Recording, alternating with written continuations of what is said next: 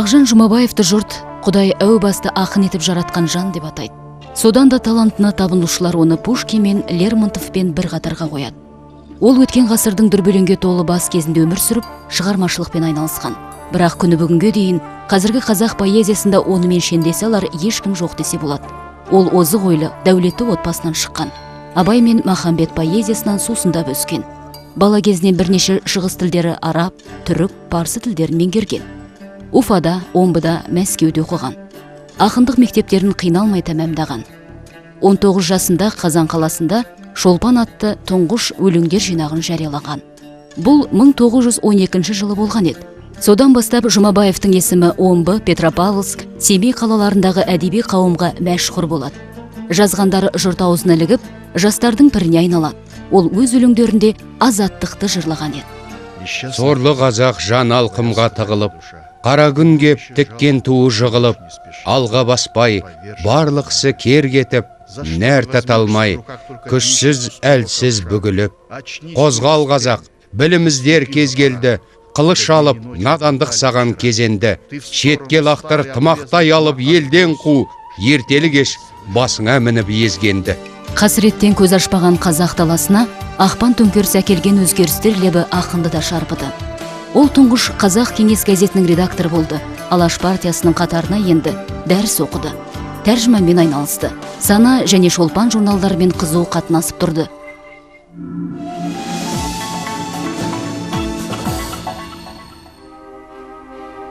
Мың 1923 жылы оқу ағарту бойынша халық комитетінің төрағасы Луначарскийдің шақыртуымен Шығыс еңбекшілері коммунистік университетінде шығыс тілдерін оқыту үшін Мәскеуге аттанды. Сонымен қатар жоғары әдеби көркем институтында оқыды. Сол оқу орнына басшылық еткен Валерий Брюсов қазақстандық студенттің ақындық дарынына лайықты баға берген еді. Алайда сол кездегі көптеген зиялы қауым көшбасшылары сияқты Мағжан Жұмабаев пантюркистік көзқарасты жақтайтын. Кеңес одағы онысын кешіре қоймады. Еркіндік сүйгіш ақын тар өрісті социализм өлшеміне сай келмеген еді. 1924 жылы Мәскеуде оқыған қазақ жастары оған ескілікті жырлаушы ақын, кертарпа көнені көксеуші ақын, заманмен бірге алға жылжуды қаламайды деп ат қойып, айдар тақты. Ақын жаңа өкіметтің түнек орнататын білді. Енді ол өз өлеңдерінде көлгірсіп жатпады. Мағжан Жұмабаев қуғынға ұшырады. Мәскеуден қайтқан оны Ленин мен Горкийді қазақ тіліне аудару да кеңес үкіметінің алдында ақталғысы келіп жазған кейбір өлеңдері де құтқармады. 1929 жылы ол ұлтшыл деген жалған айыппен тұтқынға алынды. Буторск абақтысына қамалды. Артынша Карелияға айдалып кете барды. Онымен дәм тұздас болып жүрген жақын дос жарандарының өзі оның талантына, тиянақты әдеби біліміне көре алмаушылық танытқан еді. Ол көзі тірісінде де қаза болғаннан кейін де жазықсыз жазғыру, айып, күстанадан көпке дейін арыла қоймады. Ақынды мезгілінен бұрын айдаудан қайтарып алуға Максим Горкийдің жары Екатерина Пешкова көмектескен еді. Хаттың оның қолына тиюіне лагердегі өмірдің ауыртпалығын бірге көтеріскен саяси тұтқынның адал серігі Зылиха апайдың септігі тиді. Пешкованың өтінішімен жаза мерзімі 7 жылға кемтілді. Мағжан Жұмабаев отанына оралды.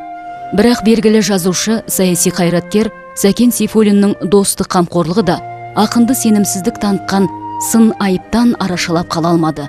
37 жылдың желтоқсан айында ол қайта тұтқындалды. Келесі жылдың наурыз айында халық жауы ретінде атылып кетті. Бүкіл Жұмабаевтар әулеті қуғын-сүргінге ұшырады. Мағжанның поэзиясына тыйым салынды. Кеңес одағы тұсында оның өлеңдерін оқу Бродскийді оқумен бірдей ақ еді.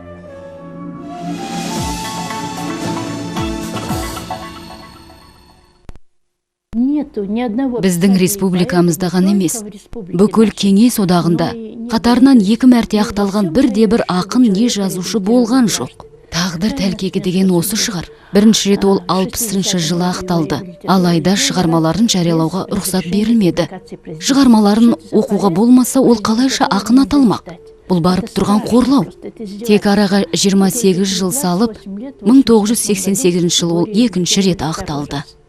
Мені оның зор поэтикалық мәдениеті, Европашылдығы, оның нәші қайран қалдырды. Мұхтар Әуезов артқы күнге анық қалуға жарайтын сөз Мағжанның сөзі, одан басқамыздың бәріміздікі күмәнді деп жазған болатын.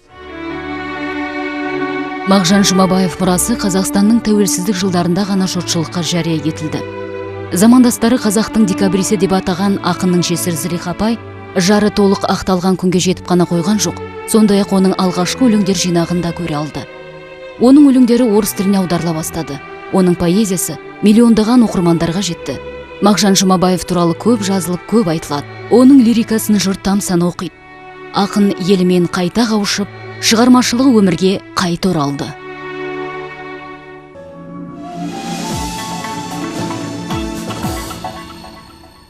Над западом сгустился мрак ночной, там солнце ныне не взойдет с зарей. Во мгле ночной лишь демоны кружат, и даже Бог растоптан там толпой.